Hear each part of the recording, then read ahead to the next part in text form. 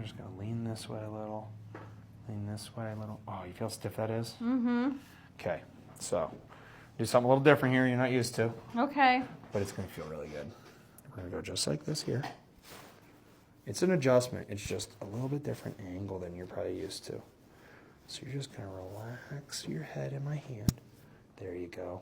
Relax right here. Oh my God.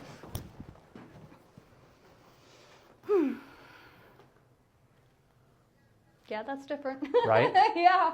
Yeah. It's like real high up. Yeah, it like feels like right here. It's all them That's where it went to. suboccipitals we're digging into. Mm-hmm. We got a bunch left to do, but I kind of had to do that just to get it started. No, that feels good. It's weird, right? Mm-hmm. It's like it's like how do you get to that point where you're throwing up? Like that's what he's like. Oh my God, like because it would be like a pull over. Like you have to pull over, and he's like, what the heck? Like almost Just like.